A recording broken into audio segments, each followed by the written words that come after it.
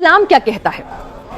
गाय का मांस खाना, गौ मांस खाना क्या वाकई में बेहद जरूरी है एक मुसलमान के लिए? मैं इस सवाल के जवाब के लिए आपको ये कहना चाहता हूँ, अल्लामा इकबाल ने एक शेर कहा था, नाहक के लिए उठे तो शमशीर भी फितना, शमशीर तो क्या नारे तकबीर भी फितना। यानी नारे तकबीर जो मुसलमानों के लिए बहुत महत्वपूर्ण रखता है, लेकिन अगर उसका मिसयूज किया जाए तो वो फितना है, धार्मिक कार्य का अंग नहीं है।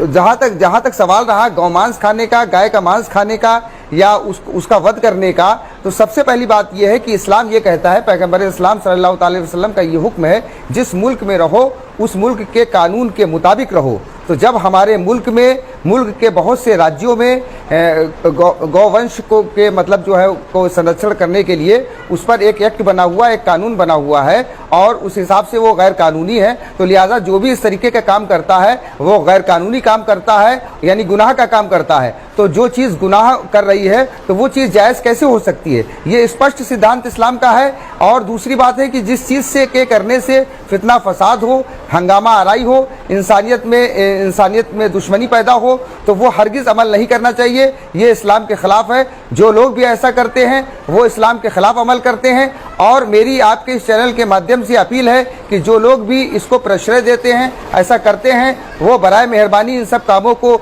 छोड़ दें, क्योंकि इससे मुल्क में फितना और फसाद फैलता है और मुल्क के लोगों में हमारे मुल्क के लोगों में भाईचारा प्रभावित होता है। जी, हमारे साथ इस्लामिक स्कॉलर यहाँ पर सरवर साहब भी लगातार जुड़े हुए हैं।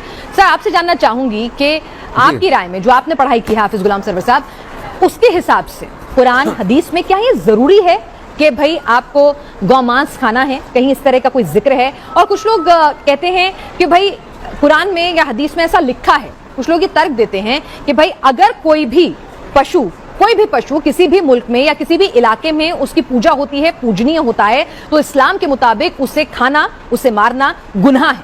इस पर मैं आपकी राय जानना चाहती हूँ, क्या ऐसा है?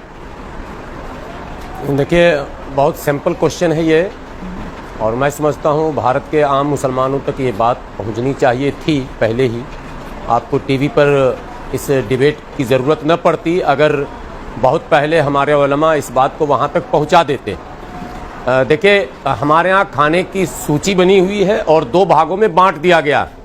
एक बिल्कुल हराम, जिसे खाना ही नहीं है किसी भी कीमत पर, और एक हलाल, जिसे खाना है। तो हलाल की श्रेणी में गौमांस है, लेकिन आपका सवाल है कि क्या उसका खाना जरूरी है, सेवन जरूरी है? ये एक फिर प्रश्न से प्रश्न निकलता है। हलाल की फहरिस्त बहुत लंबी है, बहुत ही लंबी है। ये हलाल और हराम किस आधार पर निर्धारित होता है? एक सेकंड, क्योंकि ये शो हमारे बहुत सारे दूसरे धर्मों के लोग भी देख रहे होंगे, थोड़ा उनकी जानकारी के लिए भी बताएं कि हलाल और हराम किस आधार पर निर्धारित होता है, फिर मेरे दूसरे सवाल का जवाब दें। देखिए, कुरान में स्पष्ट शब्दों में इसकी सूची दे दी गई, क्या क्या तुम्हारे लिए हराम किया गया है और क्या क्या हलाल किया गया है।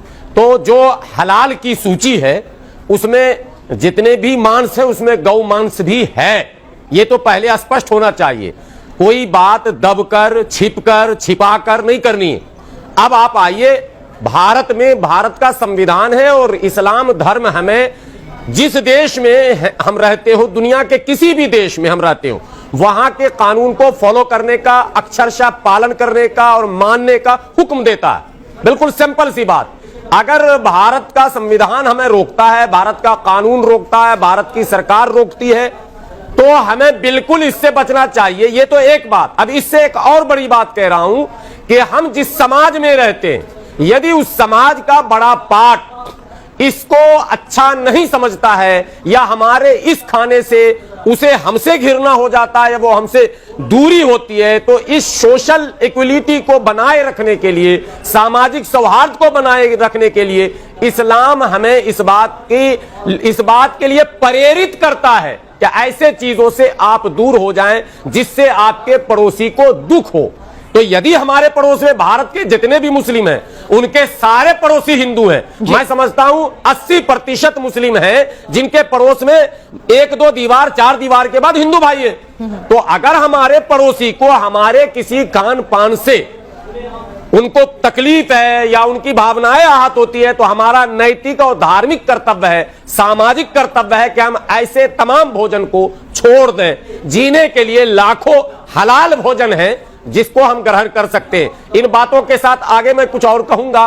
एक बात आपसे फिर विनती करूं, गेस्ट कोऑर्डिनेटर अक्सर डिटेल, मुझे न तो सब्जेक्ट पता था कि क्या विषय है, और इस्लामिक स्कॉलर जो लिखा जाता है नीचे, मैं इस्लामिक स्कॉलर नहीं हूं, मैं एक संगठन ऑल इंडिया यूनाइटेड मुस्लिम मोर्चा का राष्ट्रीय प्रवक्ता हूं। हाँ, ये जरूर है कि इस्लाम को भी कुछ न कुछ तो जानता है, लेकिन स्कॉलर शब्द को मैं सुशोभित नहीं कर पाता हूं। ठीक है, ये बड़े शब्द हैं। जी जी बिल्कुल, हम इसे दुरुस्त करेंगे। जी, हम इसको दुरुस्त करेंगे सर। हाफिज साहब, मैं आपसे ये भी समझना चाहूंगी कि जो आपने बहुत बेबाकी से बताया कि क्या कुछ